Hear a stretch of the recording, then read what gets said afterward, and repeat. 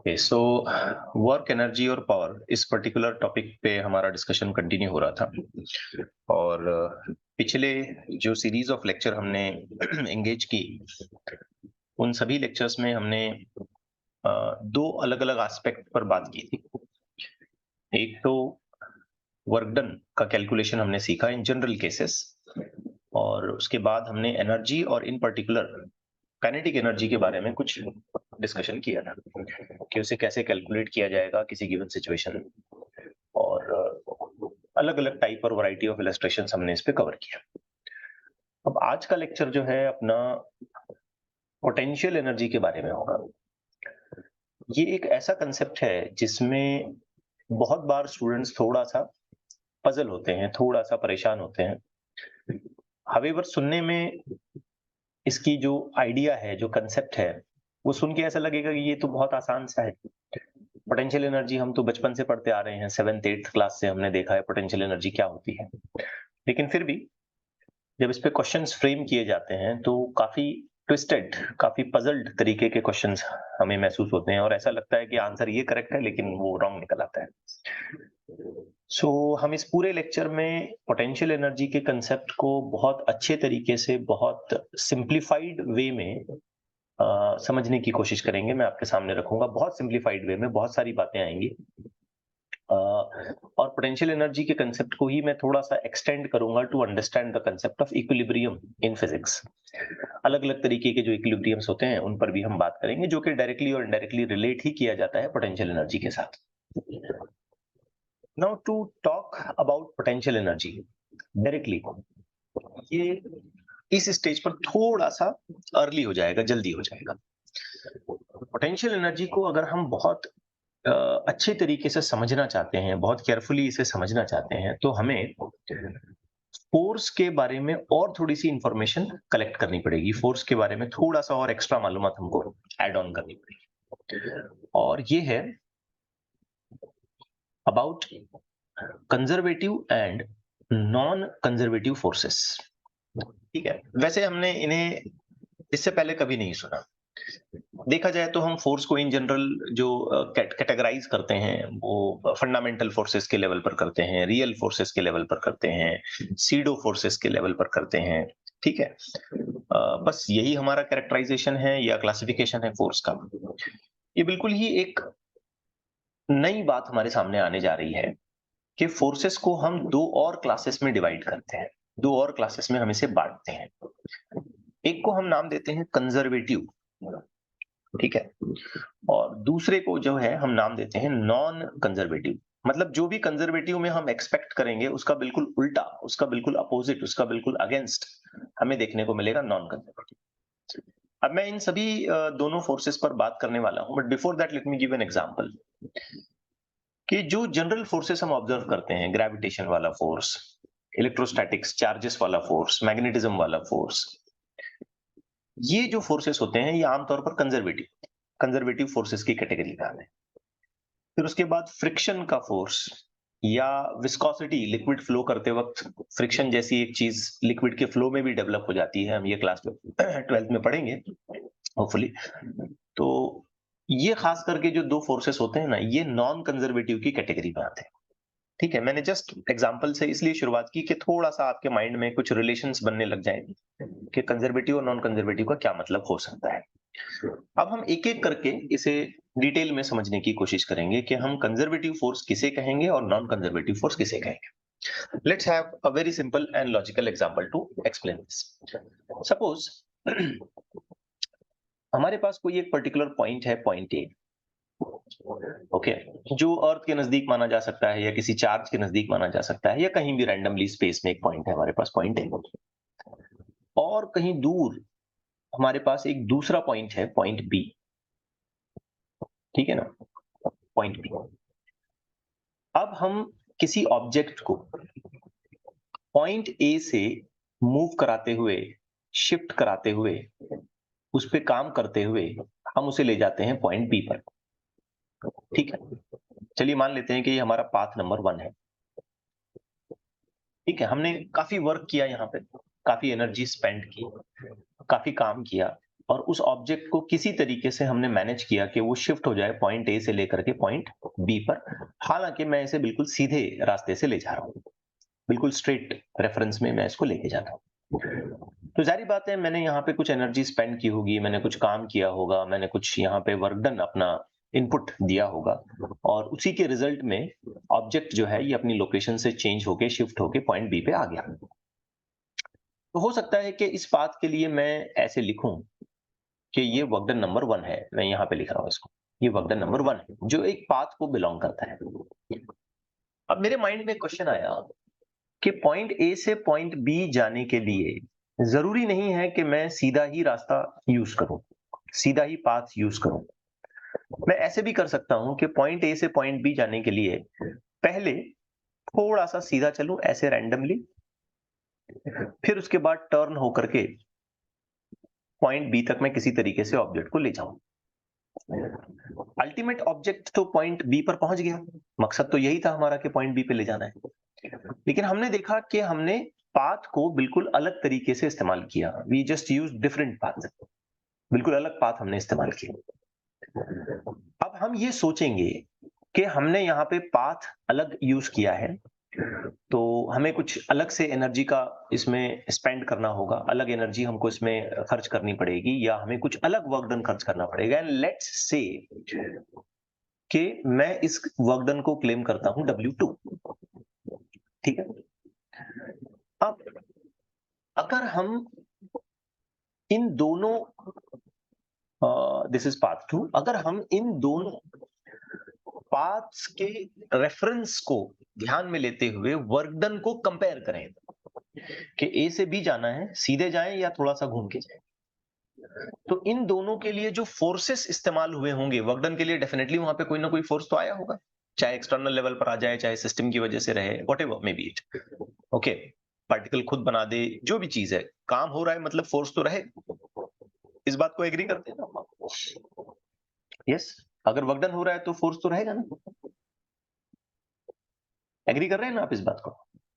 Yes sir. Yes, Yes, sir. थोड़ा सा जल्दी से रिस्पॉन्स करते हैं। तो अगर हम ये तहकीक करते हैं, ये एनालिसिस करते हैं, इस बात का कैलकुलेशन करते हैं कि ए से बी जाने में जितना वर्क डन हुआ और जिस किसी किस्म के फोर्सेस यहाँ पे इन्वॉल्व हुए, और ए से बी किसी दूसरे रास्ते से जाने में जितना वर्क डन हुआ और जिस किसी तरीके के फोर्सेस यहाँ पे इन्वॉल्व हुए, तो एनालिसिस और तहकीक करने के बाद हमको ये पता चलता है कि ये दोनों के दोनों वर्क डन जो है ना, ये आइडेंटिकल, मैग्नीट्यूड में सेम है। अभी सुनने में थोड़ा अजीब लगेगा, लेकिन अगर ऐसा हुआ कि दोनों के दोनों वर्क डन जो हैं ये पाथ पर डिपेंड नहीं कर रहे हैं, मैं सीधे जाऊं या घूम के जाऊं या किसी और तरीके से जाऊं, जो वर्क डन लग रहा है अगर वो एग्जैक्टली सेम है, तो ऐसी सिचुएशन में यहां जो फोर्सेस इन्वॉल्व हैं उन फोर्सेस को हम नाम देंगे कंजर्वेटिव फोर्सेस। ठीक हो रही है बच्चों बात? yes sir. अब सपोज हम ये कहते हैं कि नहीं भाई हम ऐसे जाते हैं, ऐसे चले जाते हैं, और इस पूरे प्रोसेस में वर्क डन हम क्लेम करते हैं W3। अगर यहाँ पे कंजर्वेटिव फोर्सेस का रोल इन्वॉल्व है, कंजर्वेटिव फोर्सेस यहाँ पे एक्ट कर रहे हैं, तो बिलीव मी ये W3 भी चाहे कितना भी घूम के जाए W1 के इक्वल होगा और वो W2 के इक्वल होगा। तो पता क्या चला, जिस जगह पर कंजर्वेटिव फोर्सेस से वर्क डन लिया जाता है वो वर्क डन पाथ पर डिपेंड नहीं करता है, ठीक है। वर्क डन पाथ पर डिपेंड नहीं करता है, work done is independent of the path followed.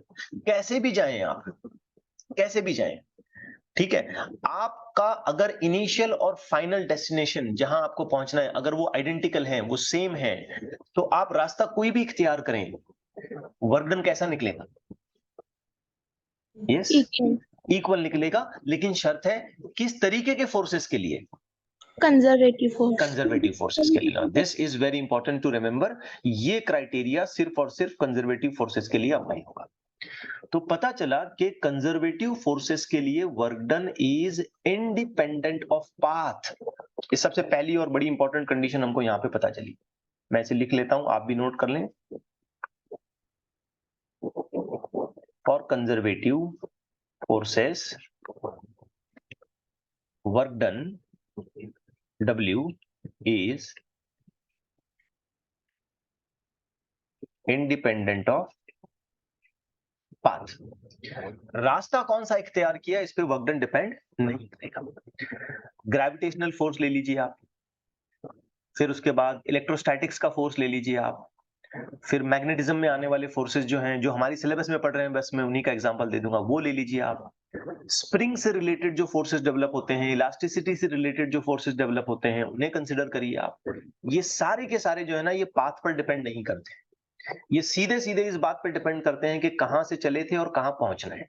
रास्ता कौन सा इख्तियार किया, इससे कोई लेना देना नहीं है। अगर ऐसा होता है तो उस जगह पर जिस तरीके के फोर्सेस एक्ट हो रहे हैं, उन फोर्सेस को हम नाम देते हैं कंजर्वेटिव फोर्स। बात आई बच्चों समझ में? Yes, sir. Yes, sir. अब इसमें एक और बड़ी मजेदार बात है।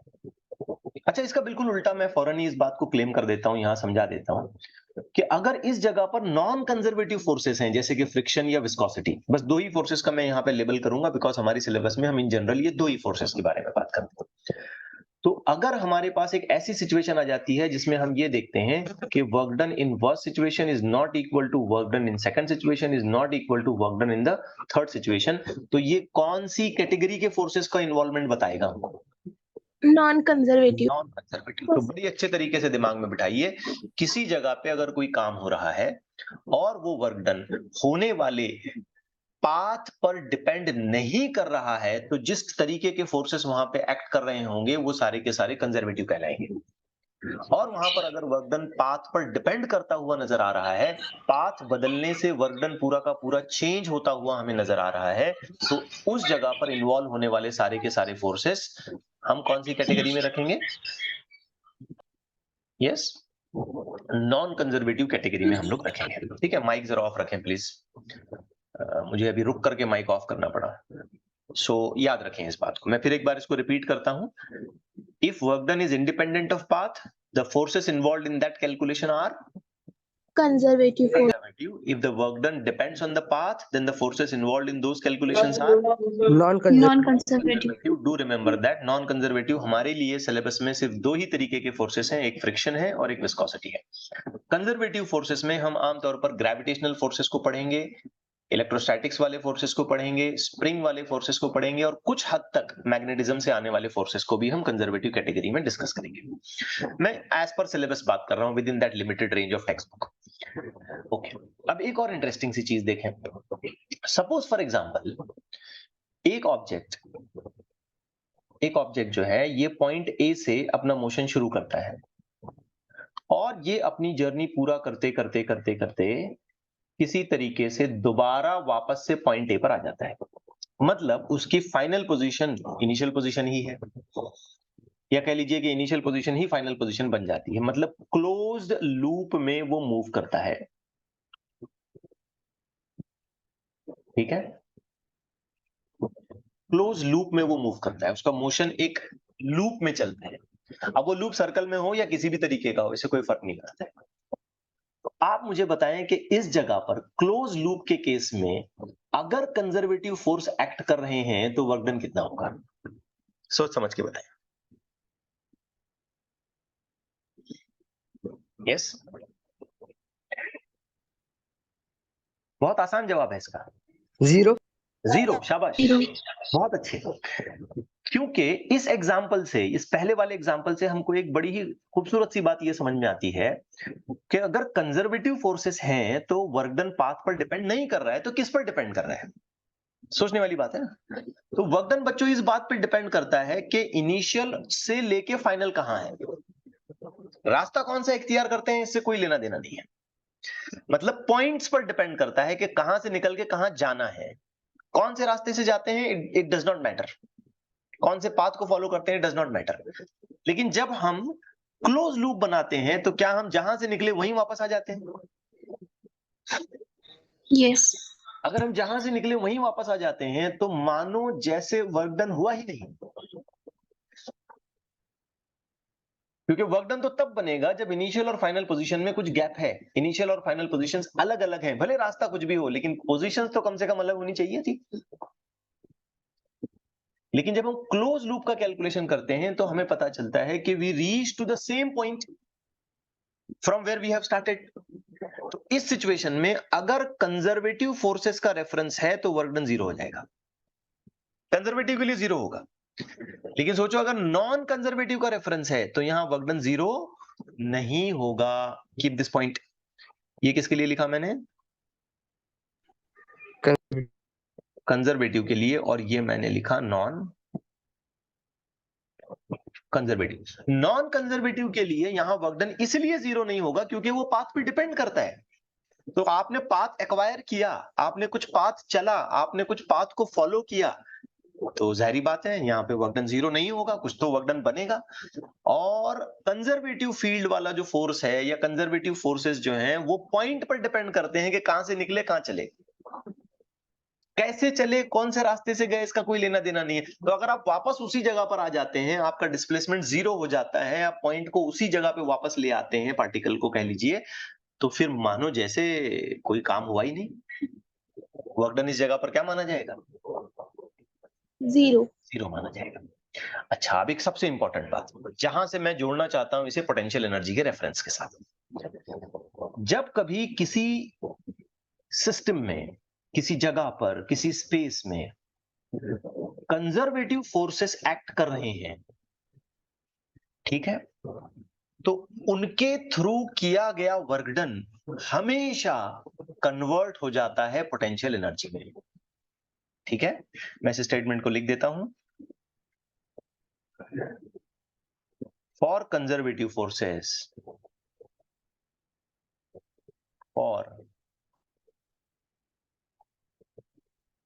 कंजर्वेटिव फोर्सेस, याद रखें, वर्क कन्वर्ट हो जाएगा किस चीज में? Potential energy. ये प्रिविलेज नॉन कंजर्वेटिव को अलाउड नहीं है। नॉन कंजर्वेटिव में कोई इंटर कन्वर्जन ऑफ एनर्जी का मामला नहीं होगा। ठीक है, वो एनर्जी लॉस हो जाएगी, हीट में चली जाएगी, जो कुछ भी है, लेकिन वो पोटेंशियल एनर्जी के फॉर्म में कभी नहीं आएगी। ठीक है, नॉन कंजर्वेटिव के लिए ऐसा कोई कैरेक्टरिस्टिक्स डेवलप नहीं होता है। तो आप इस बात को याद रख पाएंगे। और कंजर्वेटिव फोर्स जो भी काम होगा, जो भी वर्क डन होगा, जिस किसी तरीके पर हमने वर्क डन को किया, वो सारा का सारा वर्क डन हमेशा किसमें कन्वर्ट हो जाएगा? Potential energy. अब चाहे वो पोटेंशियल एनर्जी को इंक्रीज करने के लिए बनाया जाए, या चाहे नेगेटिव वर्क डन लेके कुछ उल्टा पुल्टा करके हमने पोटेंशियल एनर्जी को डिक्रीज कराने के रेफरेंस में लिया, चाहे कुछ भी किया, लेकिन उसका असर, उसका इफेक्ट, इस वर्क का इफेक्ट हमको किस शक्ल में, किस सूरत में ऑब्जर्व करने का मौका मिलेगा? Potential energy. और ये सिर्फ और सिर्फ कंजर्वेटिव के लिए पॉसिबल है, नॉन कंजर्वेटिव के लिए नहीं पॉसिबल है। तो तीन मोटी मोटी बातें मैं आपको बताता हूं जो आपने अच्छे से याद रखनी है। कंजर्वेटिव फोर्सेस एक ऐसे फोर्स को कहा जाएगा जिसके थ्रू किया गया वर्क डन कभी भी पाथ पर डिपेंड नहीं करेगा, बल्कि पॉइंट्स पर डिपेंड करेगा कि हम कहां से निकल के कहां जा रहे हैं। रास्ता कौन सा इख्तियार कर रहे हैं उस पर वो डिपेंड नहीं करेगा। दूसरी इंपॉर्टेंट और मोटी सी बात याद रखनी है, किसी भी क्लोज लूप में अगर हम कंजर्वेटिव फोर्स का इस्तेमाल करते हैं तो क्लोज लूप के लिए work done by conservative force हमेशा 0 होगा। तीसरी और बड़ी अहम बात आपने यहां पे याद रखनी है, जो आगे चैप्टर को कंटिन्यू करने में मुझे हेल्प करेगी, वो है कि जब कभी भी कंजर्वेटिव फोर्सेस के थ्रू कुछ काम किया जाएगा, कुछ वर्क डन होगा, तो वो वर्क डन अल्टीमेटली कन्वर्ट होगा या अफेक्ट करेगा to the value of potential energy. Are things clear बच्चों? Yes sir. ओके, ठीक है। अब जिस जगह पर कंजर्वेटिव फोर्सेस फैले हुए हैं, ठीक है ना, जिस जगह पर कंजर्वेटिव फोर्सेस फैले हुए हैं, आप बोलेंगे सर ये कैसा स्टेटमेंट है? देखो, मैंने कहा ग्रेविटेशनल फोर्स कंजर्वेटिव है, तो अब हमारी अतराफ में सारा कंजर्वेटिव फोर्स फैला हुआ है ना। अब किसी चीज को मैं ऐसे ड्रॉप कर दूंगा तो नीचे गिर गया बिकॉज ऑफ ग्रेविटेशनल फोर्स। तो जिस जगह पर कंजर्वेटिव फोर्सेस फैले हुए हैं उस फील्ड को भी, उस जगह को भी कंजर्वेटिव फील्ड कहा जाता है। ठीक हो रही है बात? उस जगह को भी हम कंजर्वेटिव फील्ड कॉल करेंगे। तो हम सिलेबस में अक्सर ऐसा स्टेटमेंट रीडिंग में लेकर आते हैं, ग्रेविटेशनल फील्ड कंजर्वेटिव फील्ड है, इलेक्ट्रोस्टैटिक फील्ड, चार्ज वाला फील्ड कंजर्वेटिव फील्ड है, क्योंकि इनके जो फोर्सेस हैं ये कंजर्वेटिव नेचर के हैं। बात आ रही है बच्चों आपको समझ में अच्छे से? Yes, sir. Yes. ओके। और याद रखिए सिलेबस में हम सिर्फ दो नॉन कंजर्वेटिव फोर्सेस के बारे में डिस्कशन करेंगे, फ्रिक्शन और विस्कोसिटी। कभी कभी हम एक्सप्लोजन वाले फोर्सेस को भी नॉन कंजर्वेटिव ट्रीट कर लेते हैं एंड सो ऑन। अच्छा, कंजर्वेटिव और नॉन कंजर्वेटिव का इससे कोई लेना देना नहीं है कि वो law of conservation of momentum और ये वो बाकी मैकेनिक्स लॉज ऑफ मोशन उस पर अप्लाई होते हैं कि नहीं होते, वो बिल्कुल अलग बात है, वहां जाना ही नहीं है हमको इसमें। वो सारी दोनों के लिए अप्लाई होंगे। लॉज ऑफ मोशन आप फ्रिक्शन के लिए भी अप्लाई करोगे और जनरल फोर्सेस के लिए भी अप्लाई करोगे, ग्रेविटेशनल फोर्सेस के लिए भी अप्लाई करोगे एंड सो ऑन। हाँ, लेकिन बात जब इसकी आएगी कि हमने कुछ फोर्स लगाया और वो पोटेंशियल एनर्जी में कन्वर्ट हो गया, तो 100% वो फोर्स कैसा होगा? कंजर्वेटिव। कंजर्वेटिव हुआ। ये 4-5 बातें आपने अच्छे से दिमाग में बिठानी है। मैं आपको अभी यहाँ पे एक सजेशन दे रहा हूँ कि इस पूरे लेक्चर के आप सिनॉप्सिस बनाएंगे, पॉइंट्स बनाएंगे, गौर से सुन के जो जो बातें, मोटी मोटी बातें जो मैं आपको कह रहा हूँ कि ये सब ने याद रखनी है, उसको अच्छे से एक चार्ट में कन्वर्ट करेंगे और उसको कहीं बार बार रीड करने के हिसाब से आप उसको अपनी दीवार पे पेस्ट कर लें, ठीक है, घर पे या फिर जहां आप स्टडी टेबल पे इसको लगा देना। क्योंकि ये चीजें जितनी बार रिपीट होती रहेंगी अपनी माइंड में, उतना आपको कॉन्फिडेंस आएगा इसमें और इन चीजों को अच्छे से हम समझने का मौका मिलेगा, क्योंकि ये बहुत ब्रॉड है।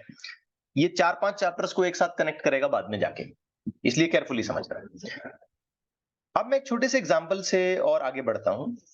छोटे से एग्जाम्पल से मैं उम्मीद करता हूं कि आप इसका आंसर मुझे फौरन और बहुत जल्दी से दे देंगे।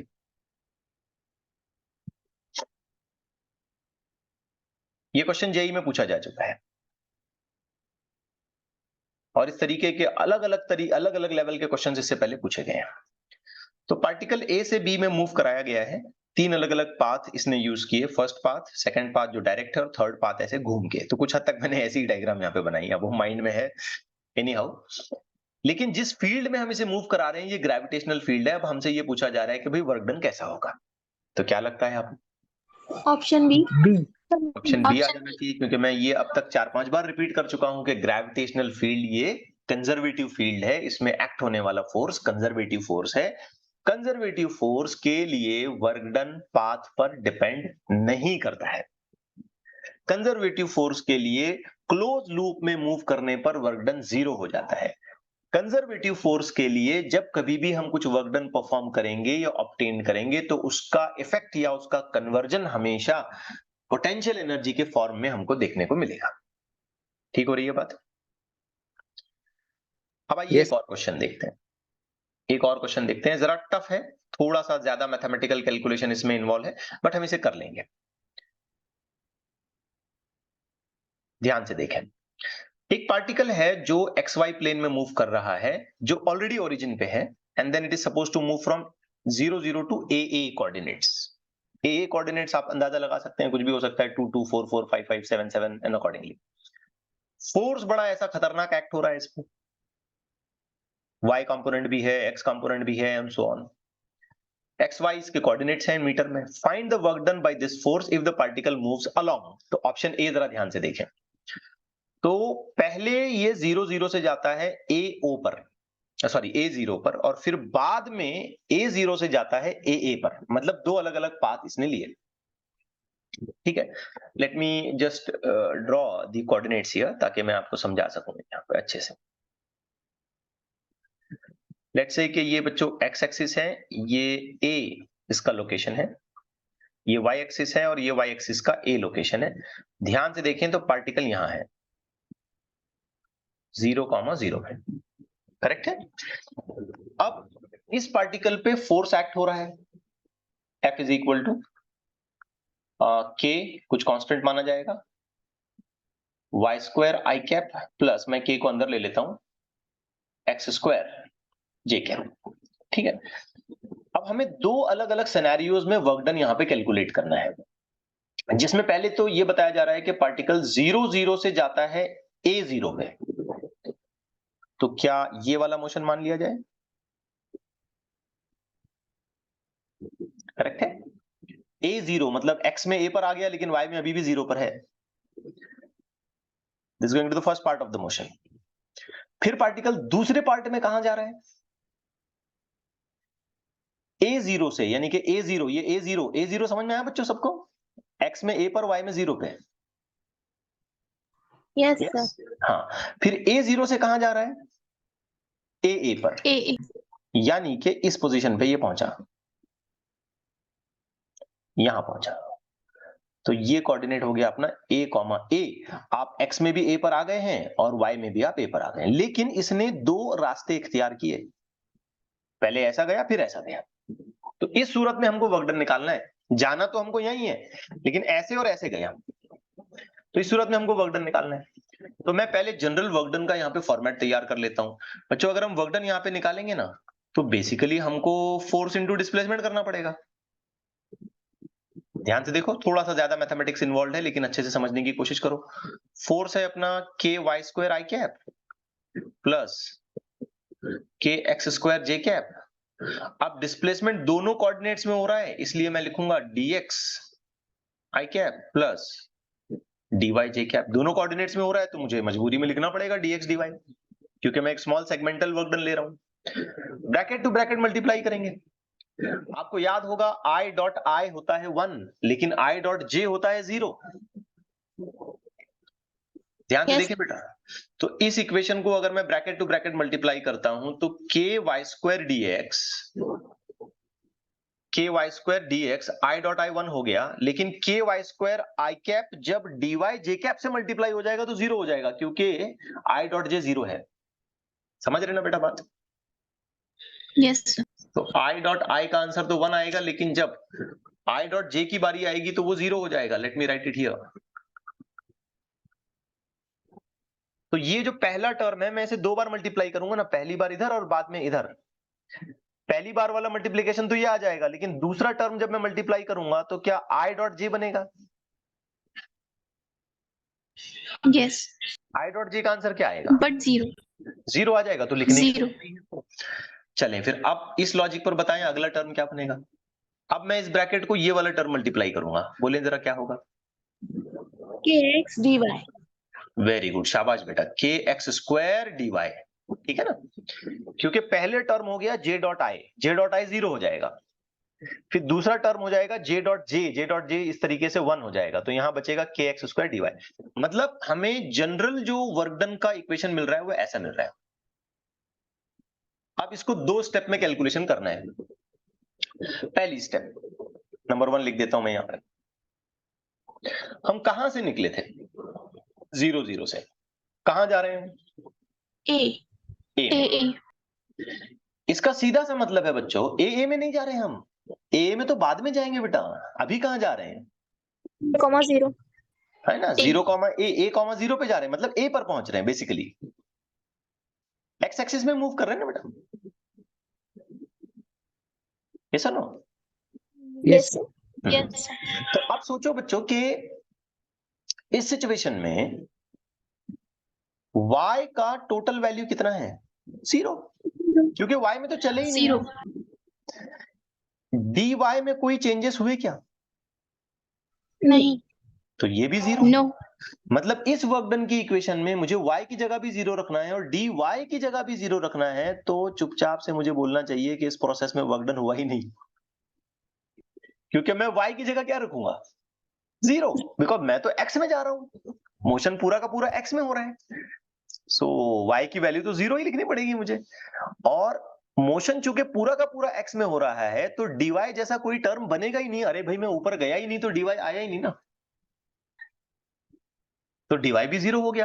तो y की जगह 0 रखो, dy की जगह 0 रखो, तो इफेक्टिवली टोटल वर्क डन क्या हो गया यहाँ पे? 0. 0. बहुत अच्छे। अब आते हैं सेकंड पॉइंट पे। सेकंड पॉइंट, अच्छा मैं यहाँ पे ये मेंशन कर दूं तो हम कहां से कहां जा रहे हैं? 0,0 से हम जाते हैं a,0 पे। अच्छा, सेकंड पॉइंट में हम कहां से कहां जा रहे हैं? 0 to A, 0. a,a। अगर आप यहां ध्यान से देखते हैं बेटा, x की वैल्यू कितनी हो चुकी है? यहां हम ऑलरेडी आ चुके हैं। अब A. x की वैल्यू a हो चुकी है, शाबाश। लेकिन आप मुझे ये बताएं dx की वैल्यू क्या होगी इस सिचुएशन में? 0, क्योंकि हमारा पाथ ऐसे कवर हो रहा है। क्या हम x में थोड़ा भी बदलाव कर रहे हैं क्या? No.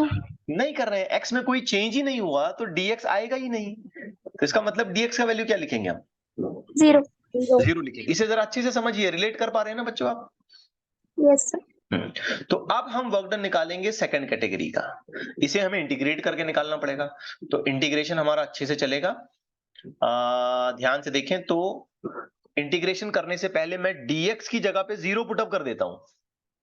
तो क्या ये टर्म पूरा पूरा 0 हो जाएगा? Yes, sir.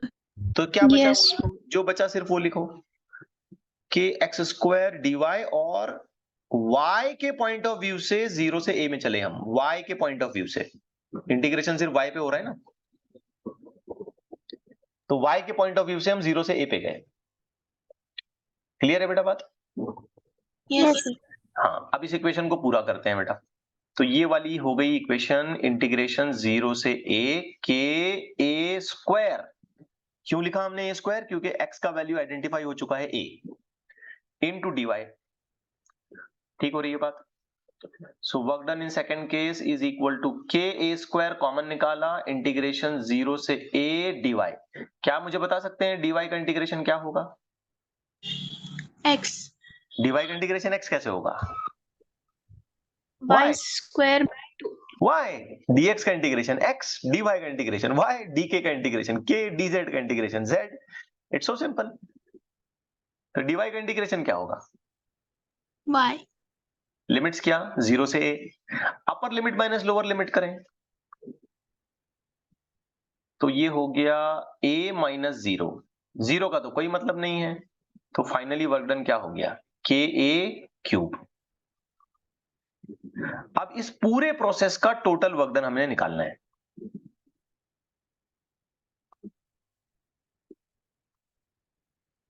दो हिस्सों में किया ना हमने, तो ऑब्वियस बात है बच्चों, इन दोनों का एडिशन करना पड़ेगा, क्योंकि वर्क डन तो सीधे सीधे स्केलर क्वांटिटी है। पहला इधर गए, बाद में इधर गए,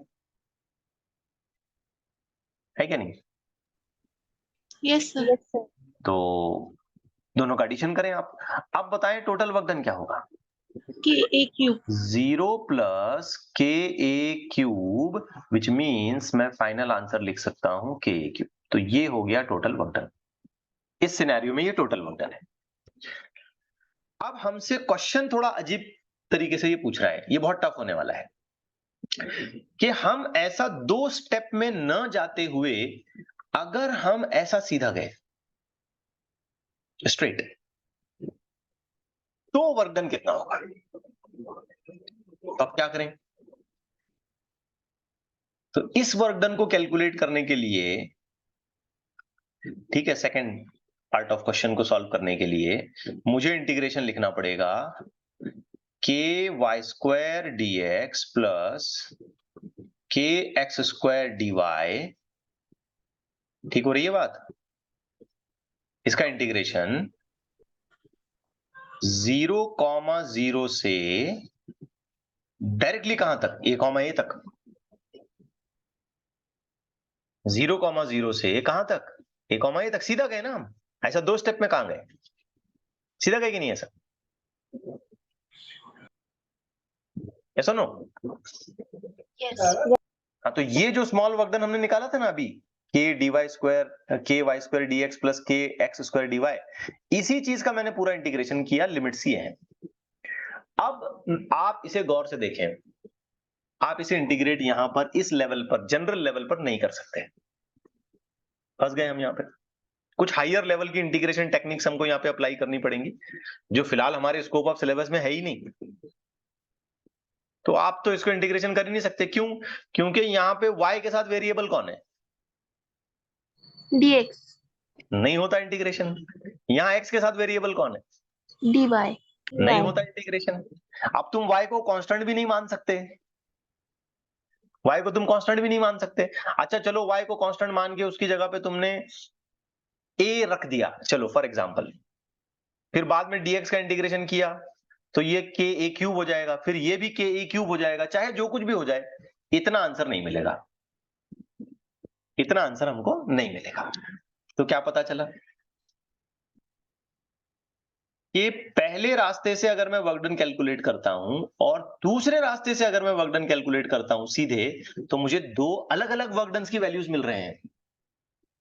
तो क्या इस फोर्स के लिए यहां पर वर्क डन पाथ पर डिपेंड कर रहा है?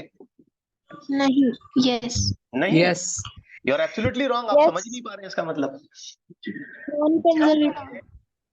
ऐसा जाता हूं, ये तरीके से जाता हूं, तो मुझे वर्क डन टोटल इतना मिलता है।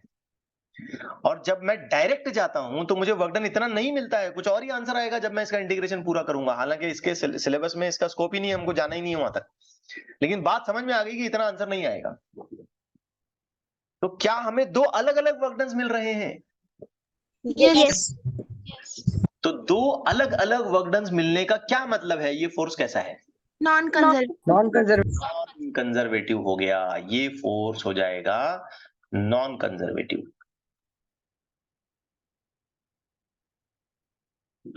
आई बात समझ में? ठीक है, ये जस्ट एक एग्जांपल था। हाँ, लेकिन ये जो मैंने पहला पार्ट आपको समझाया, ये एग्जामिनेशंस में पूछा गया है कई बार, ऑप्शंस के साथ पूछा गया है कि जीरो कब होगा, क्या होगा, तो इसे जरा अच्छे से समझिए।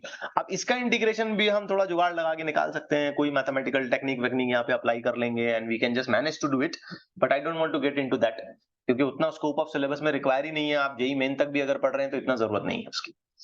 ओके, हाँ, एडवांस वाला पार्ट पढ़ रहे हैं तो अलग बात है।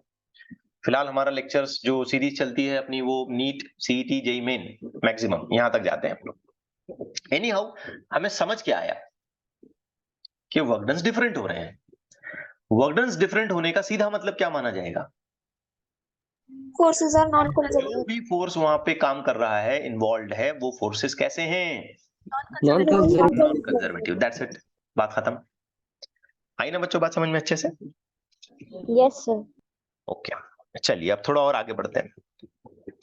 मैंने आपको कंजर्वेटिव और नॉन कंजर्वेटिव फोर्स की कहानी समझाते वक्त एक बड़ी इंपॉर्टेंट बात आपको बताई, बड़ी इंपॉर्टेंट बात, कि जब कभी भी कंजर्वेटिव फोर्स इन्वॉल्व होता है और उसके थ्रू हम कोई काम, वर्क एक्सट्रैक्ट करते हैं या वर्क डन उसके थ्रू लेते हैं, तो वो वर्क डन अल्टीमेटली कन्वर्ट हो जाता है किस चीज में?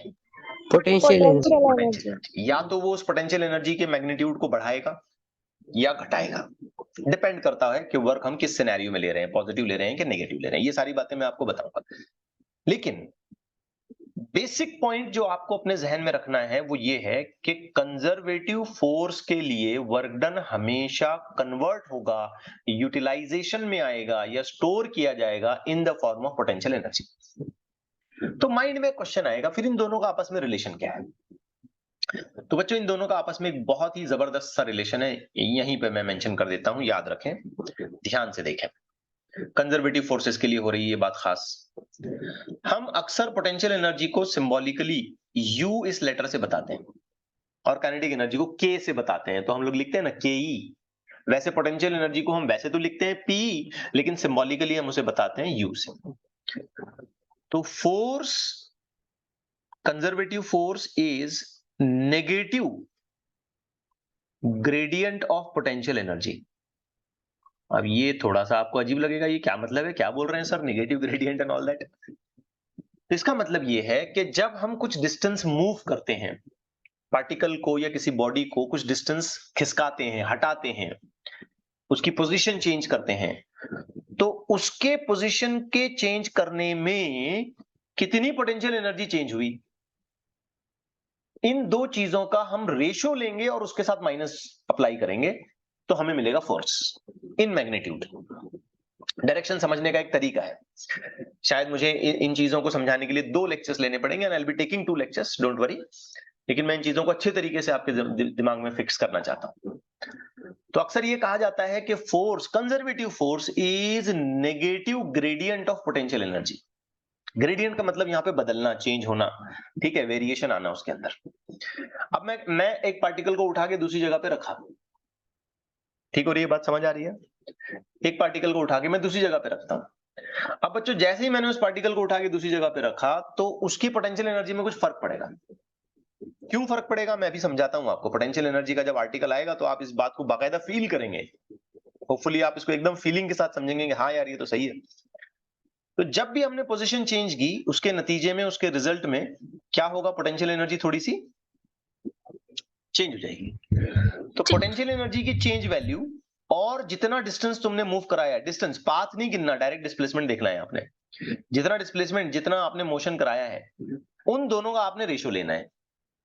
ठीक है, तो जो रेशो आप लेंगे उसको माइनस से उसको अप्लाई कर दें, नेगेटिव उसका ग्रेडियंट कन्वर्ट कर दें उसको, तो वही चीज हमारा क्या बन जाएगी?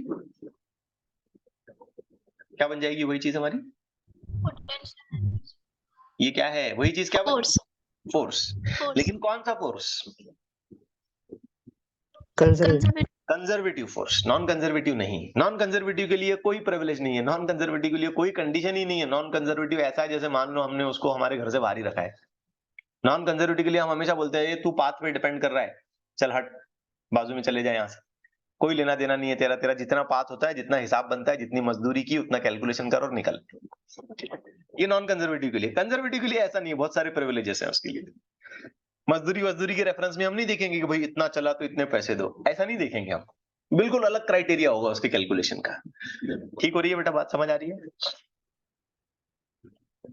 Yes sir.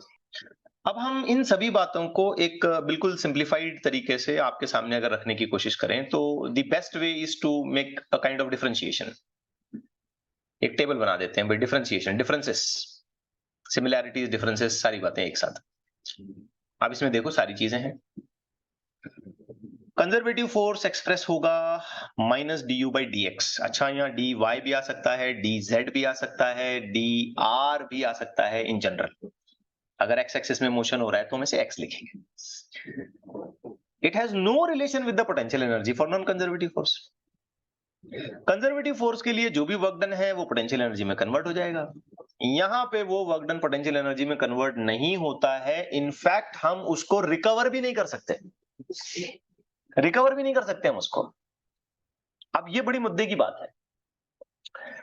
तो कंजर्वेटिव फोर्स अक्सर साइक्लिक प्रोसेसेस में आएंगे, जो साइक्लिक प्रोसेस होते हैं उसमें आएंगे, क्योंकि हम यहां पे वर्क और एनर्जी को रिकवरी की बात कर रहे हैं। नॉन कंजर्वेटिव फोर्स के जरिए जो वर्क डन होगा वो लॉस हो जाएगा, हम उसको दोबारा गेन नहीं कर सकते। जैसे फॉर एग्जाम्पल देखिए, समझने की कोशिश करें। एक ऑब्जेक्ट को मैंने यहां जमीन से उठा के कुछ हाइट पे ले गया, कुछ हाइट पे, तो क्या इसकी पोटेंशियल एनर्जी बढ़ी? यस जमीन से ऊपर गए, पोटेंशियल एनर्जी बढ़ी कि नहीं बढ़ी बेटा? Yes yes. तो ऐसा करने के लिए मुझे कुछ वर्क डन तो करना पड़ा था। तो मेरा वर्क डन क्या रीजन बना इसकी पोटेंशियल एनर्जी के इंक्रीज होने का? यस हाँ, तो ये कौन से फील्ड में हुआ, कंजर्वेटिव के नॉन कंजर्वेटिव में? कंजर्वेटिव। अब अगर मैं इसे दोबारा नीचे रख देता हूं, तो क्या मैं इस ऑब्जेक्ट की पोटेंशियल एनर्जी को जितनी थी उतनी कर पाया? यस यस, रिकवर हो गया पूरा, जैसा था वैसा। लेकिन सोचो, नॉन कंजर्वेटिव फील्ड में अगर हम एक ऑब्जेक्ट को चलाते हैं आगे और फ्रिक्शन की वजह से हमारी कुछ एनर्जी लॉस हो गई, सोचो, फ्रिक्शन समझ रहे हो ना? फ्रिक्शन की वजह से हमारी कुछ एनर्जी लॉस हो गई। अब हमारे माइंड में आया, फ्रिक्शन ने हमारी एनर्जी खा ली, फ्रिक्शन की वजह से हमारा नुकसान हुआ, आगे जा रहे थे, फ्रिक्शन ने रुकाया, एक काम करते पीछे जाते हैं तो फ्रिक्शन हमारी एनर्जी हमको वापस दे देगा। होगा क्या ऐसा? नहीं। नहीं होगा, उल्टा वापस आने में फ्रिक्शन और एनर्जी खाएगा। तो क्या यहाँ रिकवरी की बात है नॉन कंजर्वेटिव के लिए? नो नहीं। नो। अब यहां से उठाया, पोटेंशियल एनर्जी बढ़ी थी, वापस रखा, जैसी थी वैसी हो गई, रिकवरी हो गई पूरी, कोई लॉसेस नहीं, कुछ नहीं। तो नॉन कंजर्वेटिव में इतना बुरा काम होता है, इतना बुरा काम होता है कि वो लॉस हो जाता है, वो रिकवर भी नहीं हो पाता। कंजर्वेटिव में हम रिकवर कर सकते हैं अगर हम दोबारा ओरिजिनल पोजीशन पे वापस आते हैं। क्लियर हुई बच्चों बात? यस तो यहाँ वही बात हुई रिवर्सिबल और नॉट रिवर्सिबल की।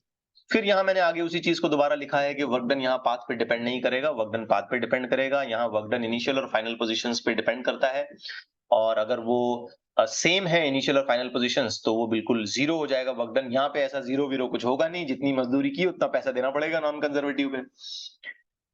रिलेट कर पा रहे हो ना एग्जाम्पल को? और एट लास्ट हम कुछ एग्जांपल्स यहाँ पे कैरी करते हैं। ग्रेविटेशनल फोर्सेस जो हैं, इलेक्ट्रोस्टैटिक फोर्सेस जो हैं, स्प्रिंग वाले फोर्सेस जो हैं, ये 3 मेजर लेवल पे हम सिलेबस में डिस्कस करेंगे। इसे हम कंजर्वेटिव की कैटेगरी में डिस्कस करते हैं, और फ्रिक्शन और विस्कोसिटी इन जनरल ये जो फोर्सेस हैं ये नॉन कंजर्वेटिव फोर्सेस हैं। बात क्लियर हुई बच्चों? Yes. Yes, sir. अब आइए बच्चों आगे बढ़ते हैं। मैं कुछ एक्स्ट्रा लेना चाह रहा था आज, लेकिन टाइम के हिसाब से जितना पॉसिबल होता है उतना ही लूंगा, ज्यादा आगे नहीं बढ़ूंगा। बट वेरी इंटरेस्टिंग कंसेप्ट मैं आपके सामने रखने जा रहा हूं, पोटेंशियल एनर्जी। ध्यान से सुनना, बहुत जबरदस्त चीज है।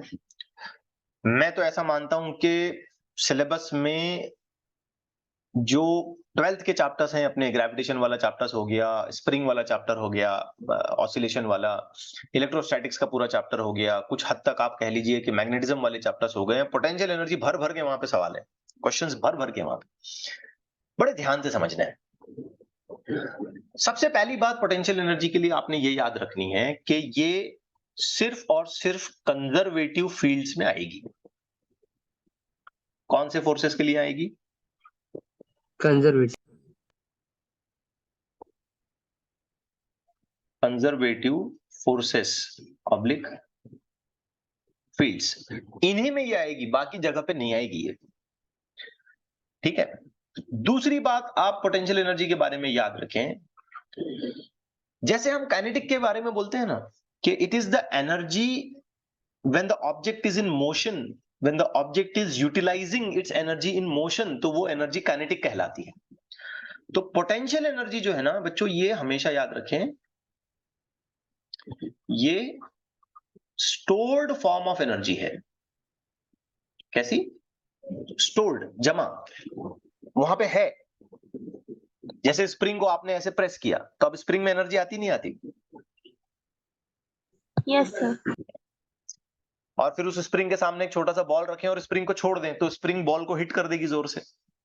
तो स्प्रिंग में हमने एनर्जी भरी थी, तभी तो उसने उसको हिट किया। तो पोटेंशियल एनर्जी वर्ड हम उस वक्त इस्तेमाल करते हैं जब हम किसी जगह पर, किसी स्पेस में, किसी ऑब्जेक्ट में एनर्जी को होल्ड करके रखते हैं, पकड़ के रखते हैं, उसको जमा करके रखते हैं, उसको होल्ड करके रखना। ये स्टेटमेंट याद रखना, hold, energy at that particular point is fixed, उसको होल्ड कर दिया, सॉरी होल्ड कर दिया हमने, रुका दिया, उसको जमा किया। तो ऐसी एनर्जी को हम क्या नाम देंगे? पोटेंशियल। तीसरी बात इसके बारे में आप याद रखें, तीसरी बात कि पोटेंशियल एनर्जी पॉजिटिव भी हो सकती है और नेगेटिव भी हो सकती है। It can be positive, it can be negative, और हमारे रेफरेंस में हम इसको जीरो भी मान सकते हैं। ठीक है, जबकि काइनेटिक के लिए ये अलाउड नहीं है। काइनेटिक में हमने पोटेंशियल एनर्जी को हमेशा कैसा मानना है? Positive. पॉजिटिव मानना है, और अगर नहीं है तो बिल्कुल जीरो बोल देना है आपने। लेकिन पोटेंशियल एनर्जी के लिए ये मामला नहीं है। पोटेंशियल एनर्जी गिवन कंडीशंस में पॉजिटिव हो सकती है, नेगेटिव हो सकती है, या हमारे रेफरेंस में ये स्टेटमेंट ध्यान से सुने, हमारे रेफरेंस में हम उसको उस जगह पर जीरो भी मान सकते हैं, डिफरेंस निकालने के पॉइंट ऑफ व्यू से। ठीक है, तो ये एक बड़ा मुद्दा है कि हमने पोटेंशियल एनर्जी को पॉजिटिव भी मानना है, जीरो भी मानना है, और नेगेटिव भी मानना है। अब हमें समझना है कि ये एनर्जी आती कैसे है, कहां आती है, क्यों आती है। तो बच्चों, जो भी कंजर्वेटिव फील्ड है, जो भी कंजर्वेटिव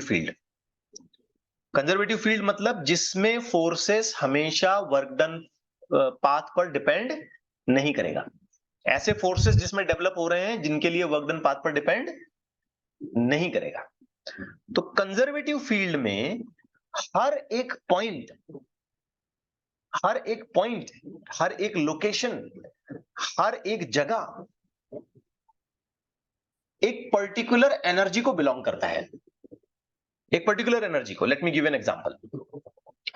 देखें, आप बहुत जल्दी से, होपफुली आप इसको समझ जाएंगे। मान लें ये अर्थ है, ठीक है ना, इसका कुछ रेडियस है, ये अर्थ का कुछ मास है, ये ऐसे पूरी सर्कल है नीचे, मैं बना नहीं रहा हूं।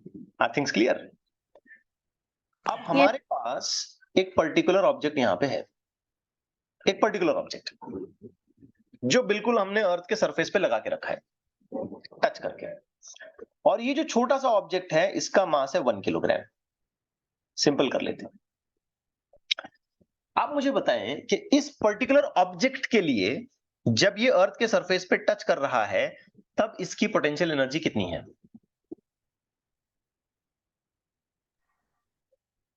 आप बोलेंगे 0, क्योंकि पोटेंशियल एनर्जी का जनरल फॉर्मूला तो हमें याद है ना, सबको याद होना चाहिए। mgh तो हम क्या बोलेंगे इसको? 0 इस जगह पे 0 बोलेंगे। हालांकि ये ट्रूली 0 नहीं है, यहाँ पे मैं उतने ज्यादा डिटेल में नहीं जा रहा हूं, बस समझाने के पॉइंट ऑफ व्यू से रेफरेंस यहां मान के मैं 0 बोल रहा हूं। हालांकि डिस्टेंस एक्चुअली सेंटर से गिनना चाहिए। तो यहां भी अगर ऑब्जेक्ट है तो डिस्टेंस कितना है? r r है, तो मैं 0 नहीं बोल सकता। करेक्ट वे में मैं 0 नहीं बोल सकता, लेकिन मैं क्या कर रहा हूं, रेफरेंस इसी जगह पे बना रहा हूं डिस्टेंस गिनने के लिए। बेटा रेफरेंस इसी जगह पे बना रहा हूं मैं, इसको ही मैंने रेफरेंस बनाया, और जहां रेफरेंस है मैं उसको 0 बोलूंगा। अब बहुत ध्यान से सुनना बच्चों, अगर इस ऑब्जेक्ट को उठा के हम यहां ले आते हैं जो जस्ट 1 मीटर ऊपर है, तो मुझे बताओ यहां पर इसकी पोटेंशियल एनर्जी कितनी है? mgh, m1 g10 h1, answer क्या आया? 10 जूल। अब अगर मैं इसे उठा के थोड़ा और ऊपर ले जाता हूं,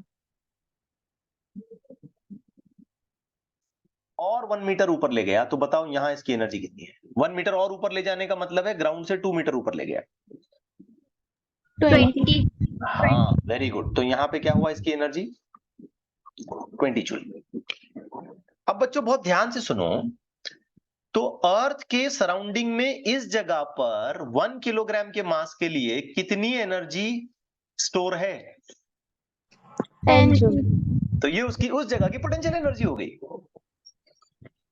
ये उस जगह का पोटेंशियल हो गया, आई में से पोटेंशियल एनर्जी हो गई। करेक्ट है। और अर्थ ही के सराउंडिंग में अगर मैं इस पर्टिकुलर पॉइंट की बात करता हूं, रेफरेंस अर्थ के सरफेस को मान के कैलकुलेशन करता हूं, तो इस जगह पर जाते जाते मुझे कितनी एनर्जी की रिक्वायरमेंट होगी? 20 जूल तो ये इस जगह की पोटेंशियल एनर्जी हो गई। आप सोचो अगर इसके ऊपर और 1 मीटर में जाने वाला हूं, तो आप अंदाजा लगा सकते हैं कि उस जगह की एनर्जी कितनी होनी चाहिए। 30 जूल 30 अब आपने 30 क्यों बोला? तो आपको एक कैलकुलेशन समझ में आ गया कि मेरे को वहां तक जाने का है, तो उस जगह की एनर्जी कंसिडरेशन 30 जूल है, मैं चाहे जाऊं या ना जाऊं। तो इस पूरे स्पेस में हर जगह हर पॉइंट पर क्या कुछ ना कुछ एसोसिएटेड एनर्जी स्टोर है? yes और ये उस वक्त हमको समझ में आएगा कि जब हम उस जगह पर जाना चाहते हैं तो हमको उतना काम करना पड़ेगा। अब लॉजिकल है, अगर इस ऑब्जेक्ट को उठा के मैं यहां लेके जाना चाहता हूं ना, तो मुझे 10 जूल का काम करना पड़ेगा, तभी तो मैं उसे ऊपर उठा पाया। तो हमारे अतराफ में जितने भी पॉइंट्स हैं बच्चों, जितने भी पॉइंट्स इधर उधर उधर अलग अलग हाइट्स पर, क्या हर पॉइंट के लिए एक पर्टिकुलर एनर्जी का वैल्यू हम लिख सकते हैं? yes ये हवा में भी मैं एक पॉइंट पकड़ रहा हूं ना, या हवा में, एयर में, तो इस जगह पर भी कुछ ना कुछ एनर्जी का एसोसिएशन होना चाहिए, है। अगर मैं इस ऑब्जेक्ट को उठा के यहां लाया तो मुझे कुछ ना कुछ काम करना पड़ा, जितना काम जितना वर्क मुझे करना पड़ा वो उस जगह की एनर्जी को डिफाइन करेगा। तो इस पूरी जगह में, पूरे स्पेस में हर एक पॉइंट क्या कैरी कर रहा है? सर्टेन अमाउंट ऑफ एनर्जी, और वो सर्टेन अमाउंट ऑफ एनर्जी क्या कहलाएगी? Potential potential. अब मान लो दो चार्जेस हैं अपने पास, मैं एग्जांपल की डायग्राम वगैरह नहीं बनाता हूं, लेकिन सुन लो। दो चार्जेस हैं, दोनों चार्जेस जो है ना एक दूसरे को अट्रैक्ट कर रहे हैं, जस्ट इमेजिन करो। अब दूसरे चार्ज को मूव करा के मुझे ऊपर लेके जाने का है, तो मुझे काम करना पड़ेगा, शिफ्ट करना है। दोनों अट्रैक्ट कर रहे हैं ना, दोनों तो नजदीक खींच रहे एक दूसरे को, लेकिन मैं उल्टा कर रहा हूं, उसको ऊपर ले जा रहा हूं। आ रहे ना बेटा बात समझ में? yes तो एक पर्टिकुलर जगह पे मैं गया तो मुझे कुछ ना कुछ एनर्जी स्पेंड करनी पड़ेगी ना। yes दूसरी जगह पे गया कुछ और एनर्जी, तीसरी जगह पे गया कुछ और एनर्जी, मतलब हर पॉइंट पर एक पर्टिकुलर एनर्जी लिंक है, हर पॉइंट पर एक पर्टिकुलर एनर्जी का एसोसिएशन है, हर पॉइंट पर एक पर्टिकुलर एनर्जी मानो जैसे स्टोर है, वहां गए तो उतनी एनर्जी देना पड़ेगा तुमको। बात जा रही है दिमाग में? yes sir इसी एनर्जी को हम कहते हैं पोटेंशियल एनर्जी। अब इसके अलग अलग फॉर्म्स भी हो सकते हैं, जैसे स्प्रिंग को दबाया तो उसमें भी एनर्जी आ गई, चार्जेस को एक जगह जमा किया तो उसमें भी एनर्जी आ गई। ठीक है, एनीवे चाहे कोई भी तरीका हो, एक ऐसी सिस्टम जहां हम बनाते हैं जिस जगह पर हम एनर्जी को किसी मायने में होल्ड करके रख सकते हैं, उसे स्टोर करके रख सकते हैं, उसे वहां पर पकड़ के रख सकते हैं, तो उस फॉर्म ऑफ एनर्जी को हम कॉल करते हैं पोटेंशियल एनर्जी, जो कि ऑफ कोर्स एक स्केलर क्वांटिटी है, जो सिर्फ और सिर्फ कंजर्वेटिव टाइप ऑफ फोर्सेस या फील्ड्स में डेवलप होगी, और इसकी वैल्यू हम तीनों तरीके से अज्यूम कर सकते हैं, पॉजिटिव, नेगेटिव और zero. Zero as per reference, हम यहां से गिन रहे हैं, जहां से गिन रहे हैं उसको जीरो मानेंगे। ठीक हो रही है बात? ये बहुत बड़ा फ्रीडम है पोटेंशियल एनर्जी के लिए, जहां से गिनना चालू वहां जीरो बोलने का अपन, हम जहां खड़े हैं लाइन वहां से चालू, ऐसा। ठीक हो रही है बात? समझ आ रही है बात? Yes sir. अब इसमें कुछ बातें आपने बहुत केयरफुली सुननी है। आपको मैंने अभी थोड़ी देर पहले एक चीज सिखाई कि जब हम कंजर्वेटिव फील्ड में वर्क करते हैं तो वो वर्क क्या बन जाता है? Potential energy. हाँ, तो वो कैसे बनता है, उसका रिलेशन क्या है? बहुत ध्यान से सुनिए। जब हम किसी पर्टिकुलर पॉइंट्स के बीच में मोशन करा रहे होते हैं तो उन पॉइंट्स के बीच में पोटेंशियल एनर्जी का कुछ डिफरेंस होता है। जैसे यहां पे कितनी पोटेंशियल एनर्जी है? 10, यहां पे कितनी है? 20, दोनों में कुछ डिफरेंस है ना? जैसे Yes. यहाँ पे कितनी है? 0, यहाँ पे कितनी है? 20, तो इन दोनों में कुछ डिफरेंस है ना? तो ये डिफरेंस जब हम मेजर करेंगे पोटेंशियल एनर्जी का, फाइनल माइनस इनिशियल, तो ध्यान से देखो बेटो बच्चा, ये है नेगेटिव ऑफ वर्क डन। जितना भी काम आपने किया उसका माइनस, पोटेंशियल एनर्जी का डिफरेंस। और ये ऑर्डर याद रखें, मैंने कैसे लिखा है? Final minus initial is equal to negative of work done by the field. Is it okay? Yes sir. Okay, अच्छे से समझें इसे। हम चाहें तो बच्चों इसी चीज को मैथमेटिकल फॉर्म ऑफ इंटीग्रेशन में ऐसे भी लिख सकते हैं, final minus initial is equal to negative of integration of F D S as work done starting from the position of R1 to the position R2। Getting it? Yes. अब दो बहुत अहम बातें आपने अपने जहन में बिठानी है, बहुत अहम बातें। मैं इसे लिख करके नहीं बल्कि डायरेक्टली इसकी जो टेक्स्ट है वो पेस्ट कर देता हूं। बहुत अहम बातें, ध्यान से सुनना। और इसका चार्ट आपने तैयार करना है। अभी अपना मामला पूरा नहीं हुआ, हमें इक्विलिब्रियम भी पढ़ना है, तो कल के लेक्चर में होपफुली हम इक्विलिब्रियम पर भी कुछ डिस्कशन करेंगे, और साथ साथ इसके स्लोप और कंसिडरेशन और बहुत सारी चीजें आएंगी। तो ध्यान से सुनना। अब इन दोनों बातों को एक्सप्लेन कर मैं आज का लेक्चर कंक्लूड कर रहा हूं। अगर हमने पार्टिकल को शिफ्ट किया किसी कंजर्वेटिव फील्ड में, बात जब पोटेंशियल एनर्जी की चलेगी तो कंजर्वेटिव फील्ड ही होगा, दूसरा अलाउड नहीं है। If the particle moves opposite to the field, particle कैसे चलता है? Opposite to the field. जैसे मान लें फॉर एग्जांपल कि कुछ फोर्सेस ना बेटा ऐसे आ रहे थे इस डायरेक्शन में, ग्रेविटी के फोर्सेस हों, चार्ज के फोर्सेस हों, कुछ भी हों, और हमारे पास एक पार्टिकल है। हमने पार्टिकल इस कंडीशन के हिसाब से कहां चलाना है? ये कंडीशन नंबर 1 है, मान लो। कहां चलाना है हमने? In the direction of field चलाना है कि अपोजिट टू द फील्ड चलाना है? Opposite to the field. हाँ, तो यहां फील्ड कहां जा रहा है? राइट में। तो पार्टिकल मैंने कहां मूव करा हूं? लेफ्ट में। तो ये मैंने पार्टिकल चलाया ऐसे। तो ऐसी सूरत में वर्क डन कैसा होगा? वर्क डन बाय फील्ड कैसा होगा? नेगेटिव। नेगेटिव। याद रखें। आप सुने बच्चों कि अगर ये वर्क खुद नेगेटिव है तो इसके बाहर का माइनस और ये वर्क का माइनस दोनों मिला के क्या हो जाएगा?